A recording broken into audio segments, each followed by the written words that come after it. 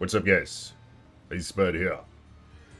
Welcome to Diablo 2 Resurrected, the Iceman Research Institution. Blessings to those who like the damn video. Blessings to those who are my patrons and channel members. May you have many wives. Thank you guys for coming by. Hit that bell so you're notified next time I post a video, alright? Don't do it for me, do it for yourself. You will be blessed greatly, financially, and beyond. And may your offspring bring a number like the stars in the freaking sky. Whew! A little bit of coffee? Need a little bit more coffee, but I don't know. Think about quitting the coffee. Let me know what you guys are up to. Are you suckling the suckle? Are you suckling the suckle or are you not? Or are you resisting? But nonetheless, I am working on this Amazon once again, and I made some drastic changes with him. Two very notable changes. First off, I'm sticking with Titan's Revenge, even though T-strokes obviously perform better. They attack faster and they pierce enemy lightning res, which is much needed when you're breaking immunities, especially with a Sunder Charm, because then they're still at a 95 lightning resist. So you have to pierce that. And there's no pierce on this character now, so we'll see how that performs. He's wearing Laying of Hands, of course. There's something up with my res. See this? I take him off, I'm at 100, and I did do the res quest. Look, well, I didn't do him. This is a, this is an edited character, alright, for research purposes. But I checked the box where they complete the quest. But it doesn't look like they completed it. Because I'm at negative 100 fire res, and how is that even possible? If I apparently completed at least one Anya quest. In which case it should be at 90, correct? It should be at negative 90. So something's going on here. But I'm just going to press on nonetheless. So, Laying of Hands gloves, which actually takes me to a great break point, because my IS is at 65 now. And let me show you the breakpoints with a ceremonial javelin, and I believe they're the same for a matriarchal. 50 IS gives you 3.12 attacks per second, and the next tier up is 95, which gives you 3.57. So I'm sticking with the 50. Obviously, I'm beyond that. I'm at 65. But that's fine. Mantled Heal. I just put basic rings here, and I don't even need it. You'll see why in a minute. Because I'm going to have Mana Leech elsewhere. It's going to be great. T-Gods. I popped on a T-Gods, so the Lightning Fury damage is going to be epic compared to my last couple videos. And as you can see here, Lightning Fury is level 30. 31 bolts, 1 to 1,632 damage per bolt, and I'm going to have 100% pierce. It's Treachery, which helps me get to that nice IS breakpoint. In fact, the gloves aren't even... Well, you do want the gloves because the helm's going to be a rune word and it doesn't have IS, and it is just nice to use Spirit Shield. But Treachery, obviously, you don't take advantage at all of the Assassin skill levels, but you do take advantage of the Fade. It takes a while to kick in, so you probably still want a decent amount of Vitality. So the IS is very important here, and plus you get like 60 all-res when the Fade procs, and just a few other nice mods. Faster hit recovery and cold res. T-Gods, obviously, you get the Lightning Absorb, you get the higher max Lightning Resist, Strength, Vitality, 3 to Lightning Fury. It's just great. And if you can still get 100% pierce without Razor Tail, I like to go with T-Gods. Otherwise, if you can't have 100% pierce without wasting too many skill points, go with Razor Tail. You gotta have that 100% pierce. It's godly. Okay, so Angelic Hollow. I was gonna have like no ring here, but I just decided to put like the most shitty one possible here. Because I'm trying to keep this relatively budget. Silkweave, because I like that mana per kill. And Spirit, just because it has a nice fast hit recovery, 2 to skills. You could put something else here. I mean, maybe even Moser's would be better. We'll see. For budget. It probably would be better for budget. Moser's with 2 perfect diamonds. to hold you over until your Fade procs. But in my case, I need Fade plus some. So I probably could have used a 2 Diamond Mosers. I bet let's keep things budget. Okay, so here's the new helm. Pull, if, eld. An epic helm for a starter JAVAZON. You can't get any better than this, man. Obviously, you kind of want to go for a Griffin's endgame. But this would be competitive, I think, even with Griffins. Considering all the nice mods. You get 33% Pierce, which is the same Pierce you get from Razortail. You get Mana Leech, which is very convenient, though not essential, on a JAVAZON. You get Cannot Be Frozen, which is essential. But obviously, you could get that on a Ravenfrost if you wanted to, or a Rhyme Shield for that matter. But here you just get it all in one, and you get a very high +5 mana after each kill. And even some damage taken goes to mana. For the cost of a Pull Rune. Which isn't very expensive, is it? You can find it in Nightmare Forge. If you're lucky. But this helm, perhaps, is greatly underlooked. I don't know what it does to my attack rating. Let's find out. The attack rating isn't all that important. I'm just kind of curious. Barely any attack rating it adds. 200 with my levels. But I'm going to be using, as usual, Charge Strike and Lightning Fairy. So this is going to be quite significant of a change here. I have 10 mana after each kill now.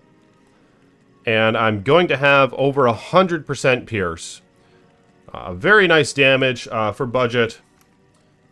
Lightning Fury, as mentioned. 1 into all the passives.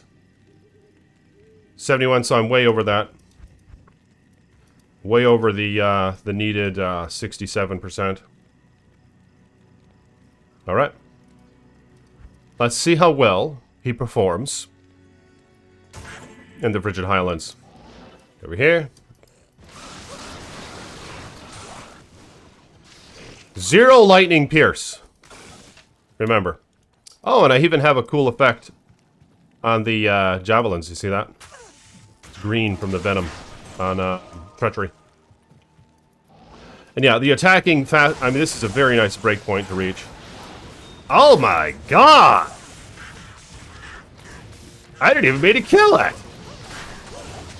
Okay, I accidentally murdered Shank and every single one of his hombres in one freaking thrust of the javelin. In one hurl. I murdered them all. Okay, I'm going to now... I mean, yes, that was quite epic. As you can see here, the Fade has still... I'm going to avoid the Shrine for the Spirited Journey, for the Research Institution. Merc has Talmask, Durishell, which gives them to max res. It's very nice. And a very nice insight. Maybe it's too damn good. I mean, it's maxed out med and it's ethereal, alright? But I mean, he barely even had a chance to hit anything. So these guys are all lightning immune until the Thunder Charm kicks in. So here's a great example of why the Lightning Pierce is very, very, very nice to have, because I don't have any on this character, and you could see how long it took to kill those guys compared to your average enemy. Oh my god! Don't die. Don't die, Ice Boy. Okay, that could have been executed a bit more gracefully. It doesn't count if I can fetch the body, however. If I can fetch the body, the death does not count. Granted, I wasn't trying that hard anyway, so it really doesn't count regardless. So I'm just, since it doesn't count at all... Actually, let's see if I can get it. Got it. Yeah, that could have easily been avoided. There's something up with my res, though, as mentioned. This is just not fair. Something's up with the res. This is bullshit. There's no other way around it. Let's see if I can kill him from a distance. But I will show you how godly this is. Not that I've tested it yet, because I haven't. But I know this is going to be godly in the Chaos Sanctuary. I just need to get there. And I think I'm going to teleport there, in fact. try my luck. No Valkyrie. It would be nice to have a Valkyrie. You probably want to have a Valkyrie. But my plus skills are very low. And I don't, in terms of my gear. So I'm not really looking to invest much at all in Valkyrie. Just 1 point. Okay, so yeah, I could use, obviously, some Lightning Pierce here. And I have none. Stay tuned for the next video. I think I'm going to try out again the other thing. I'm going to try out... What's it called? Thunderstroke. It is wretched how often you have to repair the damn things. If the D2R team played this game at all, they would have realized that, and they would have increased the stacks on something like that. You know, they know that bosons exist, at least, because they decided to increase arrow stacks. Not nearly enough. So they didn't play it, obviously, but they just knew that they exist. Because if they actually played a boson, they would have made the arrow stacks be like 1,000 or something like that. They wouldn't have just made them 500 and call it good. But yeah, obviously, the problem is they don't really know that JAVAZONs exist. Because if they did, they would give us higher stack javelins. So maybe we could spread the word a little bit. Tweet them on Twitter or something. How do you get a hold of them? Send them Ice Boys video. Basically, we just need to make note that the JAVAZONs, they are a thing. And D2R, they do exist. There are some players who spec into a JAVAZON. See, there's actually a skill tree with javelin and spear skills is what it's even called. Alright, so, but like I said, I mean, pretty sure they don't play the game. So they probably didn't get around to actually looking at the skill tree. They made sure, of course, to severely alter every character appearance, but beyond that, they must have missed the javelin and skill tree. Because if they saw that, not that it needs any changes, but it would have then sparked the notion of the possibility that there are some out there who create JAVAZONs, even from the beginning. I like to play as a JAVAZON from the beginning. It's far easier than a boson. And it can still be a spiritual journey. You don't have to give them a bunch of gear. But yeah, if they knew the JAVAZON existed, it would perhaps then, it would be a great lead